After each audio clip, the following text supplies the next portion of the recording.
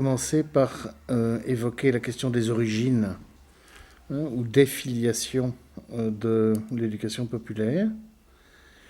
Une première filiation, c'est effectivement la Révolution française et pourquoi pas le rapport de Condorcet, dans lequel il y a une phrase complètement étonnante, dans laquelle, je le paraphrase, il dit « c'est pas tout d'instruire le peuple, je suis inquiet, dit-il, de ce que, à force de s'abîmer dans un travail dont je vois apparaître la mécanisation, et donc dont je peux craindre qu'il soit désormais privé de culture, le travail.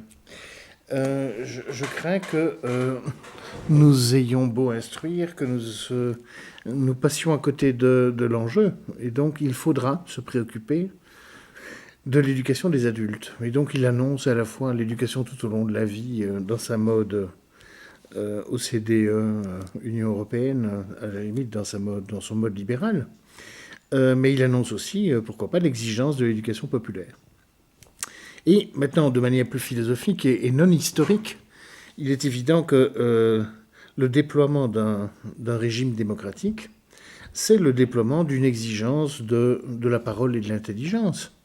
À savoir, il va falloir délibérer de ce que nous allons faire ensemble, puisque nous sommes désormais responsables et tributaires de la production de l'avenir.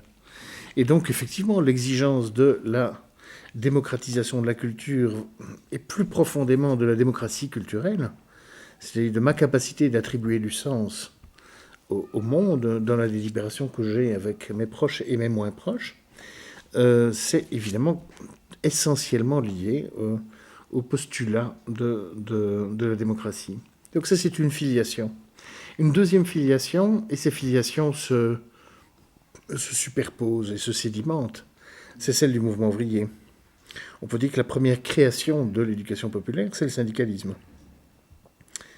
Parler ensemble, ce que veut dire d'ailleurs syndicare et syndico en grec ou en latin, parler ensemble et imaginer une transformation du monde à partir de cette parole, est bien l'acte de fondation du mouvement ouvrier.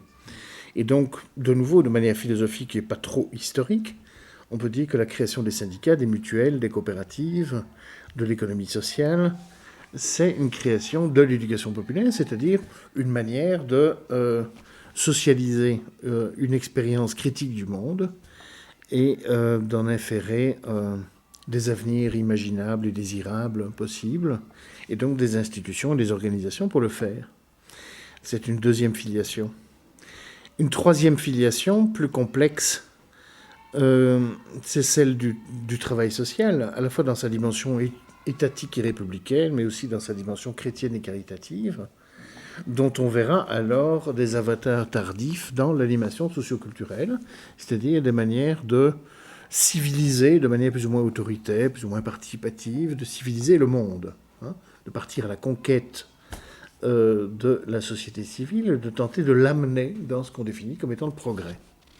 C'est une troisième filiation. Une quatrième filiation est celle plus spécifiquement de la démocratie culturelle, celle de la tradition des artistes et des agents ou des acteurs de la culture, et qui, elle, se joue dans le destin assez complexe de l'autonomisation et puis de la rupture de l'autonomisation du champ culturel.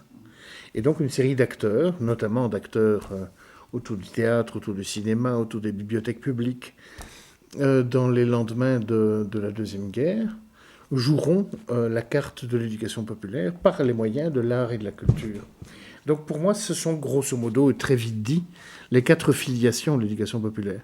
Évidemment, comme le dit Braudel, le temps d'aujourd'hui est fait du temps d'avant-hier, de jadis et d'hier, et donc tout ça se sédimente, et nous sommes à la fois les héritiers confus, je dirais, de cette tradition démocratique et républicaine, de la tradition du mouvement ouvrier, de la tradition des intervenants sociaux, du travail social et du travail culturel de médiation vers la société civile, et enfin d'une action spécifique des acteurs culturels.